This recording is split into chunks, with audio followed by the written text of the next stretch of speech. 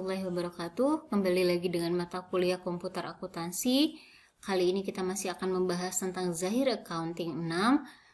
Topik kita kali ini adalah tentang fasilitas-fasilitas yang ada di Zahir Accounting. Nah, untuk melihat fasilitasnya apa saja, kita masuk ke sampel data saja ya. Ini kita sudah masuk ke data keuangan perusahaan. Jadi tampilan awalnya begitu kita masuk ke data keuangan suatu perusahaan yang sudah kita create, tampilannya seperti ini. Nah, di Zahir ini ada dua jenis fasilitas. Yang pertama adalah fasilitas menu dan yang kedua adalah fasilitas modul. Yang disebut dengan fasilitas menu adalah yang ada di background hitam ini. Yaitu ada file, setting, plugin, tutup buku, Windows, dan petunjuk. Nah, menu yang ada di bagian atas dengan background hitam ini disebut dengan fasilitas menu. Sementara yang di bagian bawah nih dengan background biru ada dashboard, data-data, buku besar, penjualan, pembelian, kas dan bank, persediaan, laporan. Ini adalah modul. Jadi ini adalah fasilitas modul. Ya, jadi ini fasilitas menu dengan background hitam dan dengan background biru ini adalah fasilitas modul.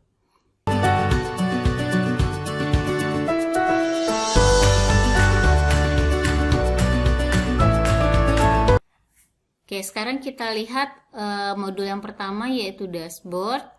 Kita lihat, nah kalau di dashboard ini kita akan melihat analisis yang dilakukan oleh Zahir terkait posisi keuangan perusahaan. Kita lihat nih contohnya ada laporan laba ruginya perusahaan dinyatakan dalam bentuk grafik, berapa pendapatannya, berapa pengeluarannya, dan berapa keuntungannya. Dan analisis-analisis lainnya kita bisa lihat. Nah, kalau yang ini kan tadi analisis terkait laporan laba rugi. Kalau kita mau melihat analisis neraca keuangan perusahaan, kita bisa pilih menu yang di samping ini nih, ada neraca. Kemudian kalau kita melihat bagaimana saldo bank, nah kita bisa lihat di sini kas kecilnya berapa, kasnya berapa, semuanya disajikan dalam bentuk grafik. Kemudian kalau kita mau melihat analisa rasio keuangan, nah disajikan juga current ratio berapa, cash ratio, dan lain-lain ya. Jadi semuanya disediakan oleh Zahir, memudahkan dalam mengambil keputusan dan melakukan analisa. Kalau kita mau tahu break even point-nya seperti apa, nah ini juga disajikan oleh Zahir ya. Jadi di dashboard kita bisa melihat hasil analisis terkait laporan keuangan perusahaan yang semuanya disediakan oleh Zahir Accounting secara otomatis. Oke, selanjutnya kita lihat modul yang kedua. Modul yang kedua ini adalah data-data. Nah, di sini ada beberapa menu lagi di dalam modul data-data ini. Kita bisa melihat kita bisa membuat atau menambahkan atau mengedit data pelanggan, data pemasok maupun data karyawan. Kemudian kalau data rekening ini di sini nih tempat kita kalau kita mau membuat atau mengedit atau menghapus nama-nama akun yang akan kita gunakan untuk perusahaan.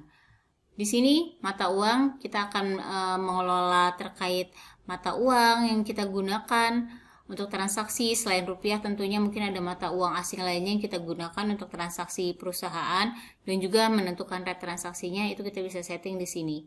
Kemudian ini data proyek kalau misalnya perusahaan kita merupakan perusahaan yang memiliki beberapa proyek sehingga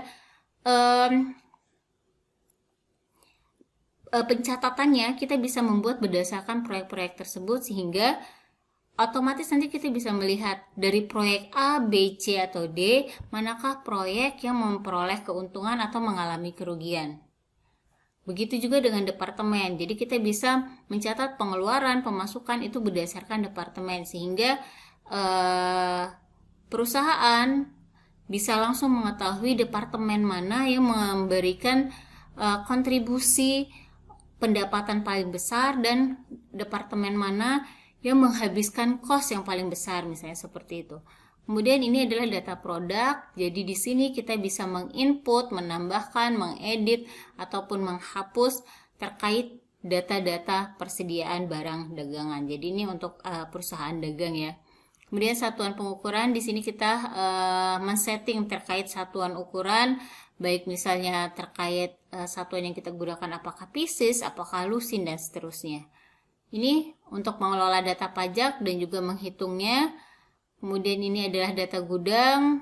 Ini tadi kalau kita punya gudang, di sini juga kita bisa mengelola data terkait gudang ataupun membuat data gudang yang baru. Dan yang terakhir adalah data harta tetap. Jadi di modul data-data ini kita juga dapat menginput, menghapus, mengedit aktiva tetap. Ya, termasuk pun nanti di sini otomatis akan terhitung juga terkait akumulasi penyusutannya. Selanjutnya kita lihat buku besar. Di buku besar ini ada daftar rekening perkiraan. Di sini kita bisa melihat daftar akun, termasuk kita bisa membuat, mengedit, dan juga menghapus data-data akun. Sama ya seperti yang ada di data rekening sini tadi. Ya, kita bisa membuat, mengedit, dan menghapus data akun. Sama aja, bisa pakai yang di sini ataupun dari menu buku besar.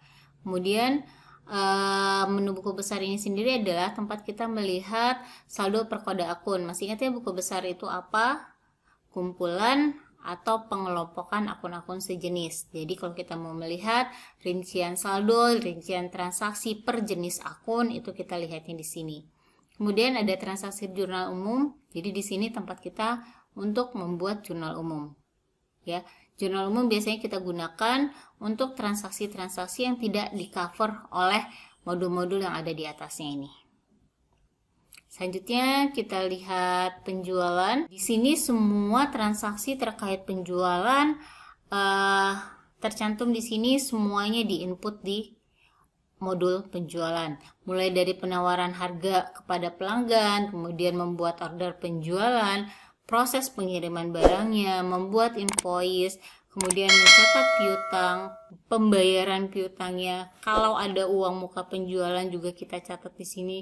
Kalau ada retur penjualan, kemudian ini kalau kita mau melihat daftar uang muka penjualannya apa aja. Kemudian yang terakhir kalau misalnya ada pengembalian kelebihan. Dia biasanya digunakan untuk mencatat kredit pembayaran dari pelanggan ya. Ini adalah menu-menu yang ada di modul penjualan, semuanya terkait dengan transaksi penjualan. Sekarang kita lihat modul pembelian. Oke. Modul pembelian ini berisi semua transaksi yang terkait pembelian. Bisa kalian lihat dari permintaan barang, permintaan penawaran harga, dan lain-lain, termasuk hutang usaha, dan juga daftar uang muka pembelian, dan juga penerimaan kembalian. Ya, jadi yang ini isinya adalah semua menu untuk mengcover transaksi pembelian. Selanjutnya kita lihat modul kas dan bank. Ini berisi tentang menu-menu yang terkait dengan transaksi kas dan bank. Ada kas masuk, ada kas keluar, transfer antar kas, antar rekening ya. Kemudian rekonsiliasi bank. Kalau misalnya ada pembayaran menggunakan giro, baik giro masuk ataupun giro keluar. Oke, itu semuanya ada di modul kas dan bank. Kemudian kalau di modul persediaan, ini kita akan melihat semua transaksi terkait persediaan ya. Bisa dilihat data produk persediaan kita apa aja nih, pemakaian atau kalau ada adjustment terkait persediaan, pemindahan barang dan lain-lain. Semua transaksi terkait persediaan harus diinput di modul persediaan ini. Modul yang terakhir adalah laporan. Bisa kita lihat nih, ada 3 tab di sini. Ada laporan keuangan. Kalau kita mau melihat laporan keuangannya nih, ada arus kas, laba rugi, kemudian neraca. Neraca saldo ada, ini neraca standar berarti laporan neraca yang umum ya, yang standar. Kemudian kita lihat tab buku besar, kita bisa melihat nih, buku besarnya berdasarkan mata uang sebenarnya. Kemudian buku besar kita melihat mutasinya, kemudian daftar semua jurnal ada di sini. Kalau misalnya mau melihat jejak audit juga ada, termasuk jurnal umum ada di sini. Kemudian tab yang ketiga ada kas dan bank. Kita bisa melihat transaksi-transaksi terkait kas dan bank, laporannya ada di sini. Ya. Nah, di sisi sebelah kiri ada laporan keuangan. Kalau misalnya mau dilihat isinya apa aja. Nah, ini 3 tab ini. Kemudian kalau terkait laporan penjualan dan piutang, isinya adalah terkait penjualan dan piutang usaha. Silakan dipilih menu-menunya. Ada pilihan menunya sesuai dengan kebutuhan. Kemudian laporan pembelian hutang, ada menu pembeli, ada tab pembelian dan juga tab hutang usaha. Mutasi-mutasinya dan termasuk rangkumannya ada semua. Kemudian laporan barang, kita bisa melihat di sini terkait persediaan, kartu stok yang kalau mau dilihat, daftar harga jual barang dan lain-lain terkait persediaan barang ada di sini, termasuk analisanya kalau mau dilihat. Per sales misalnya, per pelanggan itu bisa disajikan semua di menu laporan ini. Dan yang terakhir adalah laporan lain-lain. Nah, ini kalau kita mau melihat per proyek, per departemen, kalau mau melihat harta tetap, dan di sini ada nama dan alamat yang isinya adalah daftar karyawan, pelanggan, pemasok maupun rekanan.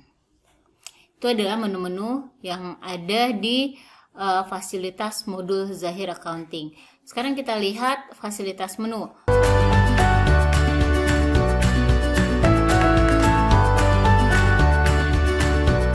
Fasilitas menu itu ada file. File ini isinya kurang lebih kalau kita mau membuat data baru, membuka data, kalkulator, alat bantu. Nah, di sini banyak nih.